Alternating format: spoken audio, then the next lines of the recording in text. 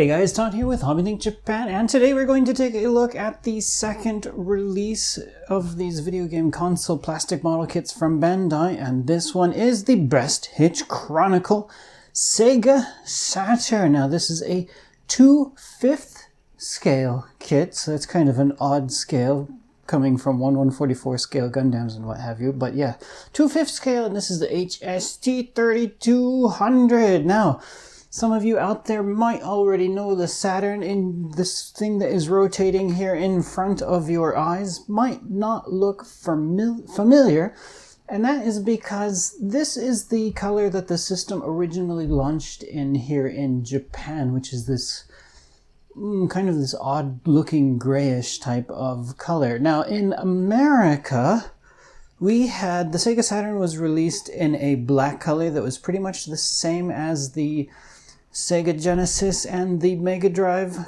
systems before. Those were also black, so I guess for America at least Sega wanted to continue the tradition of having black colors, but in Japan they got a bit they decided to go a bit different here with this kind of grayish type of color. So hopefully you all have already watched Dorothy's wonderful review of the original PlayStation model kit that Bandai released. So the PlayStation, of course, between these two systems, the PlayStation and the Sega Saturn, the PlayStation is the one that probably most of you owned at one point in your life, most of you played. The Sega Saturn, which was released right about the same time as the PlayStation, just never really caught on like the PlayStation, and that was due to probably a number of different faults. I'm going to go through maybe a little bit of history from what I remember from the system, because I was in high school when this system was launched originally. So this originally launched here in Japan in 1994, November of 1994, and in America it was about 6 months later in 1995. And when it launched, and remember this is 1995, so that is a good, now 25 years ago. That is seems quite long ago, although it doesn't really feel that long since I was alive back then, at least in high school. But yeah, 25 years ago this thing originally launched in America, and the price at that time in the US was $399. Now, 1995 money, $399 is quite a bit. Actually, these days, the latest new release consoles that are 25 years later, we're getting like the PlayStation 4 Pro. I think that one's launched at about $400 too. So 25 years later, we are still getting consoles released at that same price point. So yeah, back in 1995, that was a bit hard to swallow as that price point to buy this console. So that kind of was part of the reason this thing never really took off. Another reason that the Sega Saturn never really took off compared to the PlayStation, the original PlayStation, was the chips that Sega designed the system around. They were a bit more difficult to develop for, so you didn't really get that great third-party support like we saw on the original PlayStation. And due to those difficulties, it didn't really have, although it did have, at least from Sega, it had some pretty decent games that came out. Virtua Fighter is one that probably most people out there still know. The Panzer Dragoon Saga, or Saga was one of the games, but yeah, the Panzer Dragoon series of games, those are, at the time they weren't so popular, but later on they kind of became more cult favorites. I owned a Sega Saturn in the US, although I didn't buy it new. It was kind of well after, probably maybe 10 years after the thing originally came out. Early 2000s, I think I ended up buying one. I did have the Panzer Dragoon Saga. I remember that game had 4 discs in it, and I had the other Panzer Dragoon one. I believe I had 2 as well, but unfortunately I sold my whole collection when I moved here to Japan. Actually, speaking of my Sega Saturn collection, I dug up recently one of the pictures I used when I sold that collection a long time ago. So maybe, Dave, if you can insert that picture of my Sega Saturn collection here into this video, you guys can all see the stuff that I had at that time. Not a huge collection, but it was, I mean, pretty decent, I have to say. So yeah, I did own this system. At least it was not new. So, okay, so unfortunately, yeah, this system never really caught on, didn't really get that great third-party support like the PlayStation received. And then also this thing only ended up lasting about 4 or 5 years on the market. So it was released in 1995 in America, and the Sega Dreamcast, which was the next Sega system that followed on after the Saturn, that was released, I believe it was in 1999, I want to say. And of course the Dreamcast, now the Dreamcast was a whole lot better of a system. The Sega really did a great job with that Dreamcast. Unfortunately, I think kind of maybe the damage was already done and a lot of people had already kind of moved on to PlayStation. So the Dreamcast, even though it was a wonderful system and it had a fabulous library of games on that system, I love my Dreamcast.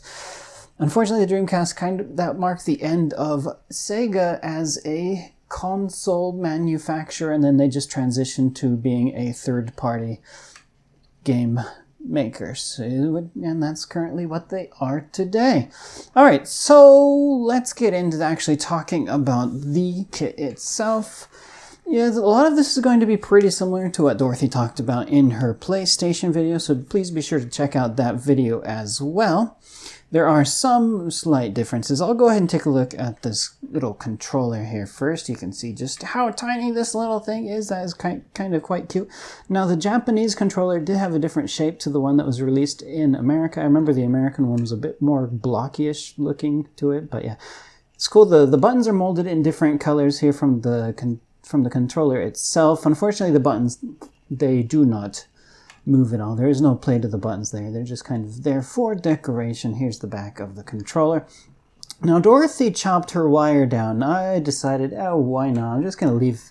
I did not cut a single millimeter off of the wire that they gave you. I just inserted it into the controller here, and then I inserted it into the little plug for the console. So now this is normally when I had my video game collection, because if you collect video game consoles at all, one of the worst mistakes you can ever do is to use a rubber band to wrap your console wires, because rubber tends to end up, it melts. The chemicals in the rubber bands tend to have a reaction with the console wires, and they melt the wires at some point. And so if you're ever out there buying old consoles, sometimes you'll find these console wires and they've got these like weird melt marks on that, and that's from some people using rubber bands on there. So you don't want to do that. So one easy way to wrap your cords here without having to use a rubber band at all, and this is what I have always done, is you just kind of, maybe I have time to show you. So yeah, you just take your cord here and then you just wrap it around your 4 fingers there. Now when you get towards the end here, kind of like that, you're going to want to back off maybe one round and then take that and you can wrap this around that thing you just wrapped a second ago. Just wrap that. And then when you get to the end here, what you're going to want to do is take your console plug and then loop it through the top of your thing there. And then there you go. You have a nicely wrapped controller wire that is not going to need any rubber bands, and this is going to keep it, it's really easy to undo and it keeps it nice and organized. So yeah, a video game collection tip also in this plastic model review. So here we're going to take a look at the console now, a little tiny thing. Now the Sega Saturn has, now seeing Dorothy's PlayStation kit, for Bandai, they use this kind of translucent clear black plastic pieces for here and for the window here on the top of the door. Now I really wish, since they have this plastic, I kind of wonder why didn't Bandai just use this plastic for molding that the disc on her PlayStation kit. That would have looked a lot better than the clear plastic that they used for the disc on her kit. So this one also has 2 little ports for the controllers that this actually is going to plug in. Now, unlike the PlayStation that has a memory card slot above the controller, Sega does have a memory card. It's not the same. That was really cool. Another cool feature about the original PlayStation is that it had the slots for the dual memory cards, but the Sega Saturn only had 1 slot for a memory card.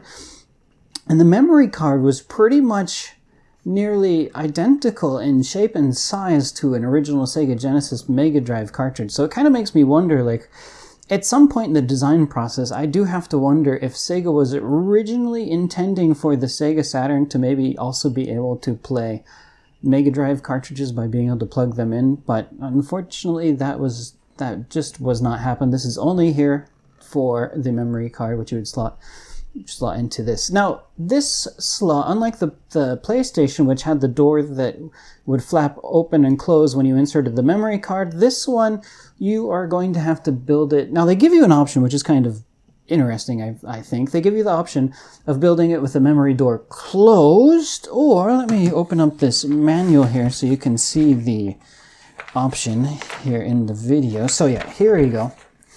So they give you the option of building it closed or open.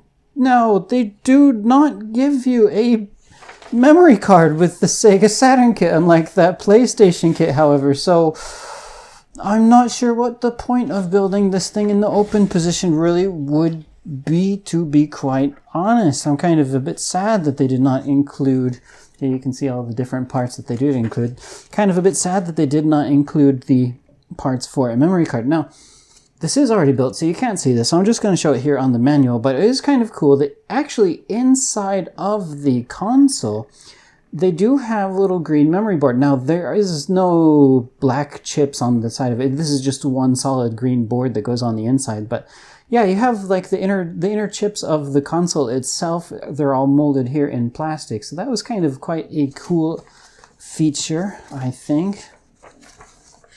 All right, let's see what else we can talk about for this thing here. Now, speaking of the insides of this kit, let's actually take a little bit of a look at that.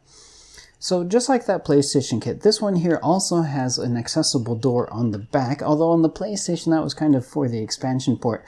But for the Sega Saturn, here you can see that green circuitry board on the inside of this. Now, there's no expansion port on the Sega Saturn. Instead, when you open that door, this is where you're going to be able to insert that battery for the system, so that way you can save your clock time and whatnot. So you got the little door just to be able to replace the battery. Now the battery here it's not a real battery, it's something molded in silver plastic, but you can actually remove that and take it out and put it in if you want. So that's kind of cool.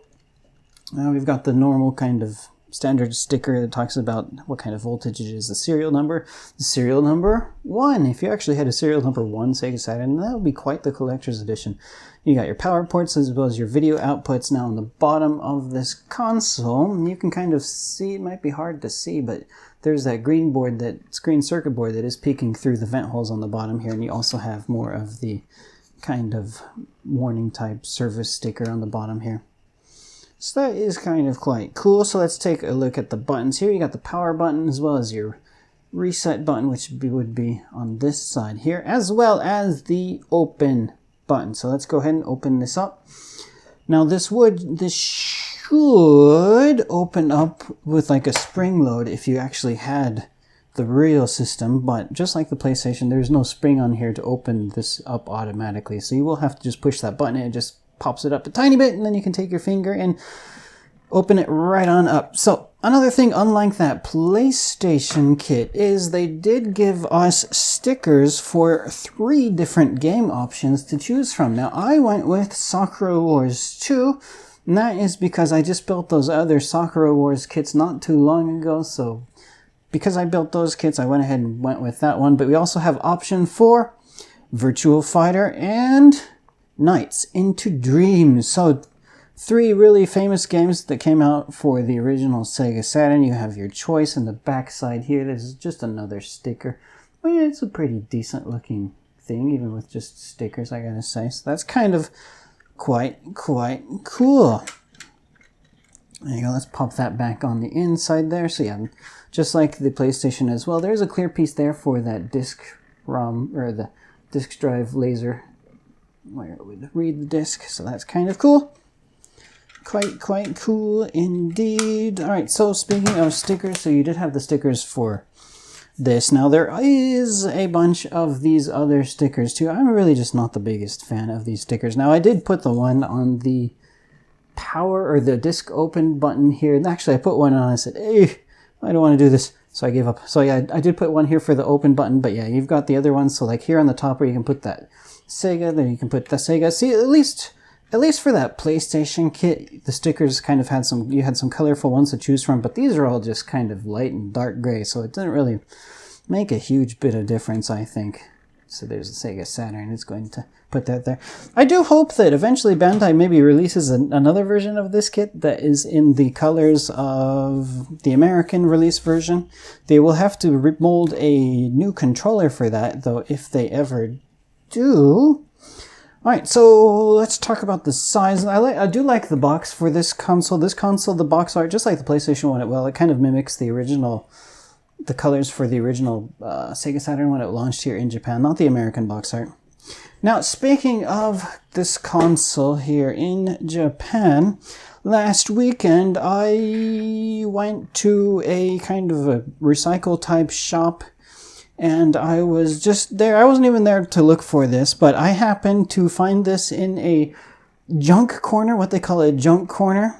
And hey, since I'm building this kit and I'm going to review it anyway, let's go ahead and buy this thing here. So here is the original Sega Saturn. Now you might be looking at this thing wondering what the heck is going on with this coloring. Alright, so Dave here, if you can insert this image that I'm going to send you. So originally this unit here was white. So yeah, Dave, please insert the image of a brand new white Sega Saturn. So they did originally release it in this gray color, but they had a white edition of the Sega Saturn that they released here in Japan as well. And this is actually a reason why I tend to avoid buying white electronics. Now, it was much worse back in the 80s and the 90s and earlier than it is today. Today's white electronics, some of them are better, but they still kind of have this problem. Just over time, the plastic gets oxidized and then it turns this really, really ugly yellowish color. So you see this a lot with older video game consoles that were originally molded in white. They just turned these horrible yellow colors. But anyway, I just bought this to actually kind of do a comparison of the real thing versus this little tiny Bandai kit. So as I was mentioning earlier, so unfortunately, unlike this one, actually you can kind of see the button is a bit different in shape than what they have on this one. I think, if my memory serves me right, I think the white one was released a little bit later after the original one. Here you can see the original sticker as well. And we can see the back of it here. There's a serial number, made in Japan, the same ports, and we also have the same door that's going to open up.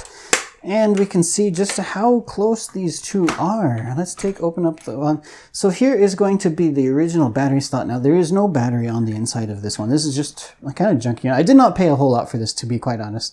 So yeah, you can kind of see the difference here between these two ports. Now Bandai did a pretty good job.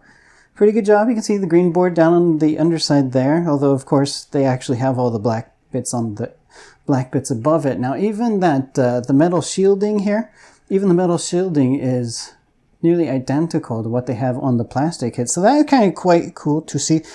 Actually, I do not remember that, but it does look like, yeah, there is an actual slot in the back here. And I do not recall what the purpose of that slot was for on this one. I thought it was just to change the battery, but there is an expansion port on the Sega Saturn as well. It might have been for like a network card or something if you wanted to connect it. I don't recall, to be quite honest, but yeah, that's kind of quite cool. And we have, of course, on this original version, there we go. So yeah, it's got that spring load. Actually, you can kind of see some closer to the original color still on the inside, since this one has been closed. It's been out of the sun. It might actually oxidization, or it might be because of the UV light affects the color of the plastic. But yeah, original colors on the inside. It looks much better on the inside than it does on the outside. So, but I do like that it does automatically open up. Unfortunately, they did not give you that option on the Bandai kit. And also you can see the memory cartridge slot on the inside there. So yeah, door closes as well. So let's take a look now at the... Alright, so 2/5 scale versus the actual real deal. So it is quite small. I do wonder, you might be able to modify this little miniature thing if you wanted to try and put like a Raspberry Pi on the inside, but they might actually have better cases for Raspberry Pis out there than what you could do with this. But if you really wanted to hack it and try to do that, you could.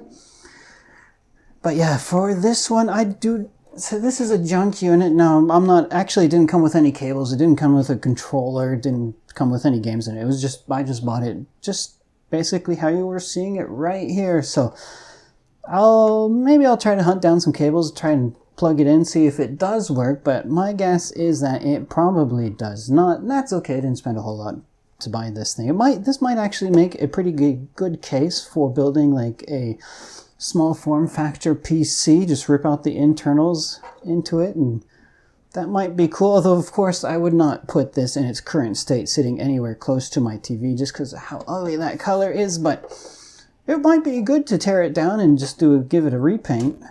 Maybe I can try and figure out what to do with some of these decals, if I can maybe print them out or something. But yeah, so I just wanted to show you the real thing, even though it is really quite an ugly color, although it does match that box a little bit compared to the Bandai kit. Now, I actually spent less for this real thing here than I did than this thing would actually cost you, but still, this model kit is really not very expensive. It's about the same price as what you'd expect to pay for an HG kit. So if you're a fan of the old 32-bit retro games, then definitely you might want to check out this Sega Saturn kit or that PlayStation as reviewed by Dorothy in her earlier video. All right, so I think that is about all I wanted to say about this Sega Saturn here. Thank you guys all out there for watching. Now, I really do hope that at some point Bandai continues this Best Hit Chronicles and brings us a number of other video game consoles. Since I was a video game collector for such a long time, I know we do have like stuff that has been released lately, like the mini Famicoms and all those kind of mini systems that they have. So that's kind of the similar voids, but of course, as somebody that likes to build plastic models, of course, I just kind of like these little video game kits that you can actually build yourself as well. They are quite cool. So I do hope Bandai continues this. I hope we get stuff like the Famicom, the Super Famicom, gosh, the original Mega Drive, the Genesis, who knows, GameCube, Neo Geos. How about a Vectrex? Does anybody out there remember a Vectrex? Type in the comments if you remember the Vectrex. Now, I actually had two Vectrexes before I left America, which unfortunately I kind of wish I kept one of the Vectrex, but just because of how large those things are, and I was afraid it would break quite easily en route to Japan. So maybe someday I'll hunt down another one. But also, Bandai actually, at the same time that this thing was released, pretty much the same time, it's really not known very well, but Bandai actually released two different video game consoles of their own at the same time. I think the Playdia, Bandai Playdia, I believe the Playdia was only released here in Japan. That was released about like a year before the Sega Saturn it does. Actually, maybe the same year, 1994 or about, I think it was. Didn't really have a whole lot of games. It was more of like a video, one of those multimedia experience type systems, not very huge, a lot of good games for it. And then also, Bandai collaborated with Apple, of all people, a number of years later. I want to say that was more towards 96, 97. They released the Apple Bandai Pippin was the name of the Pippin. So there was an Apple Bandai Pippin. That one was actually released in America. Very low number of units they ever actually sold for that thing. But yeah, between the Palladium and the Pippin, Bandai actually released two video game consoles on their own. Neither of them really took off. Oh gosh, I can keep going into the history for a long time because, yeah, you should actually, around 1997, there was a time when Bandai was actually going to merge with Sega. The two companies were going to merge also, so there's that bit of history. Unfortunately, that merger never went through, and a number of years later, Bandai actually ended up merging with Namco, which is another video game company here in Japan. So lots of interesting history. So this is an interesting kit, lots of interesting stuff to go around. I hope they do release some more console video game kits. All right, hope you guys out there enjoyed watching this video. Hope you are all staying safe and indoors, enjoying the quarantine. and we will see you again soon with another review.